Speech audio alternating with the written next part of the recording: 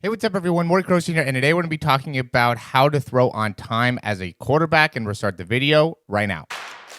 This is the newest edition of the Performance Lab. Reach your individual goals. We don't want to just talk about straight line speed. We also want to talk about your ability to be quick. We break down your video. Let's make you into the quarterback I know you can become. All right, so I think this is a great video just because I see this a lot where there are quarterbacks that just have so much potential when it comes to their throwing power and their distance and their ability to really put a lot of great velocity on the throw, but just are not able to compete at as high of a level as they can because of some of the issues that come into just throwing the ball on time, getting the ball out of their hands, how to go through a defense, how to be able to read a defense, and really just get a good understanding of what it's going to take to be a quarterback and be able to operate well when it comes to the actual game. Because when you're in just t-shirts and shorts and you're playing at like these 7-on-7 events and things like that, it's really not football, right? Like, you know, there people talk about it all the time. Like, people don't really get recruited based off of what they do in shorts and a t-shirt. You get recruited based off how well you're able to operate in a game, because it's just a totally different game when you have a pass rush as a quarterback. It's a totally different game when you have the opportunity to be able to really bump a guy off of the line and be much more physical with a receiver off the line like you are in a actual football game, right? In shorts and a t-shirt, you can't really play the same way from a defensive perspective, which is why it lends itself much better to offenses, which is why quarterbacks love it. And a lot of times quarterbacks look great, t-shirts and shorts, but then when it comes to the game, they are struggling a lot more. So we're going to go into just some of the basic concepts. And I would just say, you know, what we want to be able to do and understand is we have 3-step, we have a 5-step, and we have a 5-step and a hitch. Those are really the most common kind of progressions that we're going to go through. For all of these, we could add in obviously an additional hitch, right? So 5 steps, hitch, and another hitch, or the 5 steps and a hitch is something we already had, or you know, another hitch here. And what I'm going to do is I've been working with like a team recently here, and we'll just go over some of the basic kind of passing concepts here. And from an offense, like, you know, what we're trying to accomplish. So short passing game and a long passing game. In a quick passing game, you're going to have things like a double slant or slant arrow. So double slant's going to look something like this, right? Slant arrow is going to look something like this, okay? Where you're going to get like a short underneath slant and then a little bit longer slant. This will be caught probably at 7 yards. This is going to be caught somewhere between 4 to 5 yards. Same thing, this is going to be caught at 7 yards. This is going to be caught 4 to 5 yards, right? So as a quarterback, what we should be doing is, if we're under center, this should be 3 steps, right? You go 3 steps, you come up to the line, you want to see what coverage the defense is in. If they're in cover 3, you're going to be looking to this side. If they're in cover 2, you're going to be looking to that side. Okay. If it's cover 2, you're going to be looking at, really for both of them, you're really going to be looking on the outside linebacker, but you want to just check that corner just in case, because we always want to check the flat defender in cover 2. But really, we're reading this outside linebacker to see, does he stay with that inside slant, where you probably would. I would assume he would. And then if that happens, then you're going to go ahead and throw the outside receiver. And then for this one, we have a flat defender. So does he stay with the slant and then you throw the arrow, or vice versa? All right. That should be taken in 3 steps. If you need extra time, you take 1 step back, look to the other side, right? So if you go 3 steps, you realize, oh, shoot, they rolled from cover 2 to cover 3. Take 1 step back and check to see what you could do. If there's nothing open at that point, I would say throw it away or run. Okay, those are really the options. Okay, that's why it's important to be able to understand. Same thing with like a out and a takeoff, right? 3 steps. We need to be able to decipher, are they in cover 2 and cover 3? And then be able to get rid of the ball. If it takes you 3 steps and a hitch to be able to get rid of the ball here, then that is just simply too late, right? And then if we're in shotgun, that's just a 1 step and throw, right? So if you're in shotgun, you catch the ball, you want to take 1 solid step back, right? Can hang out on your leg for a second and then be able to deliver the ball. We should not need to be able to hitch in order to do that. You could even do a kind of short corner with a hitch. Just is going to be broken at about 7 yards. Okay, this is going to be maybe a little bit deeper of a hitch. This is going to be about 5 yards. Okay, and this one, we're going to know that they're in cover 2, right? We want to see it. Does this guy stay down with the hitch, which then we're going to throw it over the top, or Does he go to the outside? Another one that we have, another quick game that we have is like a 5-yard hitch with a crease. This is going to be something that we would want to see against cover 3, right? So does the outside linebacker stick with the crease, which then we would throw that outside hitch, right? 1 step out of shotgun, 3 steps under center, or does he go here and then we could throw that? And now what we want to be able to do is go into what would just be considered a 5-step drop or just a 3-step out of shotgun, right? 3-step, be able to really get rid of it from there. Something like more of like a smash concept, right? This could be closer to 10 yards and then a deeper corner, right? This should be 5 steps and throw. 3 steps and throw. Can maybe take a short hitch to be able to throw the corner, right? But when it comes to throwing on time, this should really be 1, 2, 3, get rid of the ball. Similar thing with like a curl and a flat, right? So if we're going to get maybe something like this, okay, we usually go like almost like a post and then dig in and then a little bit, maybe like a 5-yard out, maybe an arrow. Could like fake here and then go out to the side. There's a lot of different ways you could run this type of route, but this is going to essentially be around 12 yards. This is going to end up being around 5 yards. And this wants to be, again, be 3 steps, get rid of the ball. You need to be able to read what's going on and be able to get the ball out in that period of time. Similar with like a flood concept too, right? So flood concepts, we typically are going to see that out of trips. Okay, so you're going to have here. You're going to have here, different people run it different ways, but this is going to be just a takeoff. You're clearing the guy out. This is going to be about a 10-yard out. Could even maybe make that into like almost like a comeback at about 10 to 12 yards, depending on how that outside linebacker is playing it. And then this is going to be at about 5 yards when they can catch it, right? This needs to be 3 steps and throw. Shouldn't need to take an additional hitch to be able to get the ball out. And then if this ends up being like a rollout play, we really want to be able to maybe take 3 to 5 steps at the most. And the reason I say 5 is because we would want to be able to, if you're right-handed, you want to be throwing off that right foot, right? So if I'm here as a quarterback and I take 1 step with my right, okay, 2nd step with my left, 3rd step here, I want to be able to get the ball out of my hands. Really, by that would be ideal. Sometimes it might take a little bit longer to develop. In that case, maybe we can go another, couple quick steps. But the point is, we need to be able to make reads quickly. We need to be able to get the ball out of your hands quickly. Okay. And if you're struggling with that, that ends up making a big difference when it comes to how well you're going to be able to be recruited, right? Another thing could be like a crease here. You're going up top and then a comeback. This one you could hitch here into this, right? 3 steps. Okay, hitch and then throw. Okay, if you're gonna throw this, there's no hitch. You just want 1, 2, 3, get rid of the ball. Right? This wouldn't be where we'd be lined up here. Obviously, the quarterback would end up being more inside. It'd be like here. Okay, but we'd want to be able to take 3 steps. Okay, 1, 2, 3. And if that outside linebacker, this is going to be obviously out of shotgun. If that outside linebacker immediately flares out, it's kind of uncommon. But if that happens, we want to get the ball out of the hands right now before that guy gets back up to the safety. We're probably going to be running this against cover 3. If it's against cover 4, then this is almost certainly not going to happen. But you want to be able to give enough time for that comeback to be able to get to 15 yards. So you get up to, 3 steps, you can see that guy sitting in, just a quick hitch, be able to deliver the ball to the sideline and, be able to pick up 12 to 15 yards, right? Typically you're going to go up to 15, come back down to 12. If he needs to go right back out of bounds, then, that's good, right? And again, the reason I'm bringing this up is because I just see so many quarterbacks that have really good arms, really effective arms, but just take too long to get the ball out of their hands, right? And if that ends up being your problem, that could be a big issue when it comes to being able to get recruited to the next level. Now, and this will be kind of the last thing I'll go into here. I don't want to end up spending, 30 minutes going over, these types of things. But what we would do when I was in college is we would have like a front side concept. Let's say we have, we call it 230. So this would be like a 10-yard out. This would be a takeoff. And what we would be wanting to see is, let's say we are looking against a cover 2, and we think we could,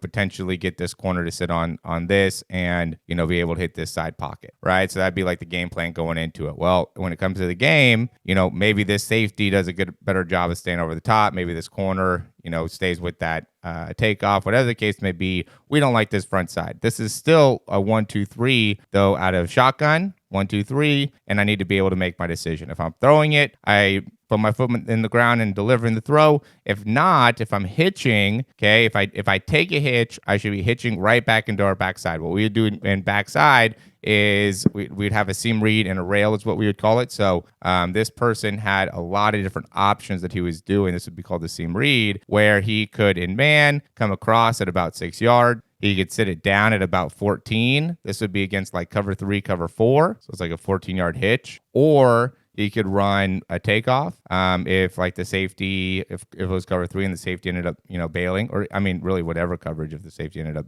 going off to the side or was misplaced, you could always run that up. Or the last option would be if we're in cover 2 and the safety widened out, this safety ended up making the play over here. Now you could do what's called a bender. You'd break it about 12 yards and you go right in between the two guys there, right? So what I would do is I'd have 1, 2, 3. Okay, if that wasn't here, if that safety flew out to the side, I would really be hitching back to be able to see what happened with the bender. We'd also have a running back check down, right? So maybe this linebacker decided to get a bunch of depth, takes away the bender. Now I'm going to hit the check down right here. Okay. If those things weren't open, typically what I would do is run, right? So it'd be 1, 2, 3, hitch. Those aren't there, run or start to be able to scramble kind of to the side.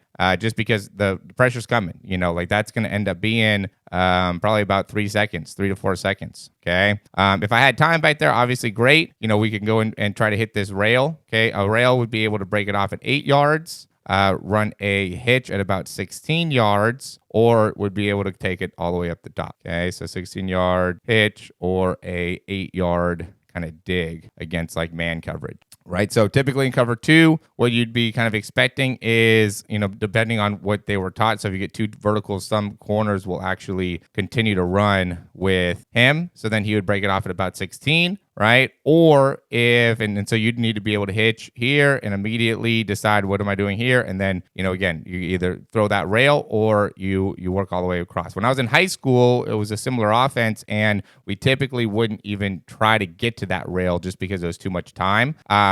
What we would do is want to be able to start moving the pocket from there. But when I was in college, it was much more of like a priority. Like, if we didn't get here, you just need to work through those reads faster, right? You need to be able to get to your 3rd progression, potentially even your 4th progression when you're in college. Okay, but that's what it would want to be. It would be 1, 2, 3, right? Hitch, decide. If you can't decide, then you either take off, or if you can, depending on what level you're at and how many different progressions you have, then you can maybe get to that 3rd read. But that's what's important about the offenses, guys. You got to be able to understand what are the reads, right? What are you looking for? Okay. Because for instance, this is a play that we're going to try to be able to run this week here. We have quarterback here, and we're going to motion this guy across, okay? And, we're going to have a corner here. We're going to have a safety here. They like to kind of stay in cover 2. But the safety a lot of times will try to come into the run, okay? Or really both safeties do. But what we're going to be able to do, or what we're trying to be able to do here, is we want to be able to motion, and we're going to go play action, okay? And we have front side. These guys are just going takeoffs, right? So if this safety comes down,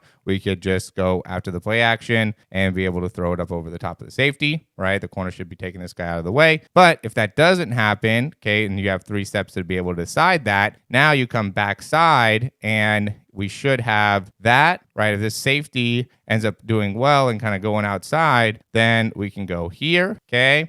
Or if this corner also doesn't do a great job of widening, and we could go ahead, and this is one of our faster guys, and we could beat him deep, right? Because we're coming across pretty quickly here, and that's going to end up almost turning into almost like a wheel concept. And this guy's going to kind of be out of leverage here because he's going to be trying to play tied up on that nub tight end. What we're seeing. And so when he comes here, now he's going to be coming right outside. It's going to be tough for this corner to be able to get all the way out to the outside there and be able to cover that route. Okay. But either way, we got 1, 2, 3, and then we're coming back and we're looking really here to see what's going on here. Okay, it should take one hitch to be able to get the ball out of the hands with this. Okay, because really, what we're telling the quarterback is like, if you don't love the front side, the back side's going to be open, right? There's got to be something that happens on this back side. The team isn't great in general. The running attack, our running attack's really good, so the safety's probably going to be out of place, right? And if the safety's not out of place, then really he can't be right here because of how fast this is going to end up happening. One of these guys is probably going to end up being open, right? So we just got to hitch, find the guy that's more open, and deliver the ball based off where the safety's at. Shouldn't take 2 hitches. It should take 1 hitch, get the ball out of your hand. Okay.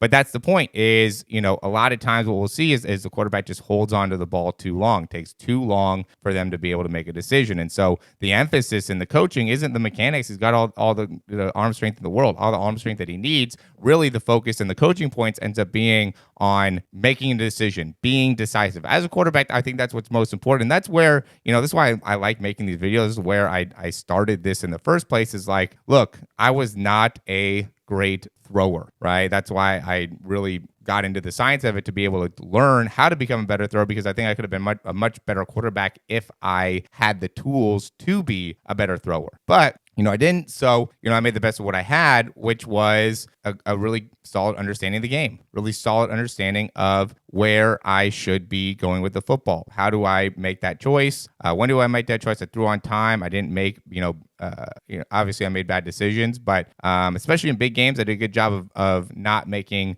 bad decisions. I was able to just throw the ball to the right guy. I got to a point where it was like my arm strength was just not good enough. My arm would get super fatigued. It would be killing me during the week. I'd try to play through it on Saturdays, and it was just very, very difficult. And again, like if I felt like if I had better throwing mechanics, I could have been a lot more successful. So that's why I try to help you guys in understanding what it is that you could do in order to improve your mechanics once I started learning more about the biomechanics and working on the things myself, and really developing my wrist flick and my ability to rotate through my hips and my body and using the ground more effectively and all that type of stuff. It really helped me out. But again, that wouldn't have you could be great at all that type of stuff, right? You could be great at throwing the football. If you can't throw the ball on time, or if you rely too much on your arm strength to be able to, make up for any of your problems, then, there's a ton of guys that could throw the ball really well. When I was in college, I was probably had the 3rd or 4th best arm on the team, but was the starting quarterback. And the reason is because I could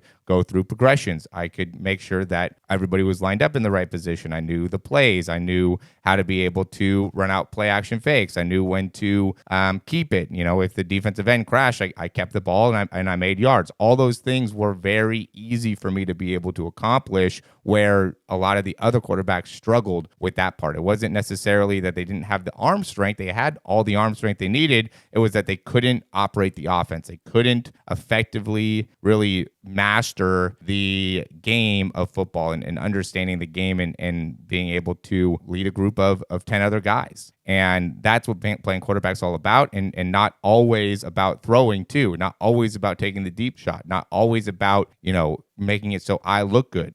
Being a great quarterback is a lot about sacrifice and what's best for the team, and doing what's best for the team, and making sure that as a team, everybody is able to succeed. And through that, you will be able to succeed as well. So as always, guys, thanks for watching. Hopefully this helped you guys out. I know that there wasn't a ton of detail in terms of actual like visuals of people going through the progression, but hopefully being able to kind of see the plays and what's going on with the plays, you can be able to decipher it and implement it into something that would work well for you. There's a ton of different types of routes. Just know that like front side routes, you want to be able to either 1 step and throw or 3 steps and throw, maybe 1 hitch if it's a longer developing play, maybe scissors, you could go 1 hitch, or maybe a deep corner, you can go with 1 hitch. But if you go past 1 hitch and you're looking at the same side of the field, then you're not going to get recruited to the next level. Right. Or when you get to the next level, you're going to be considered a project. You're not going to be somebody that, they're excited about really seeing, because that's going to be somebody that doesn't understand how to go through progressions very well. And yeah,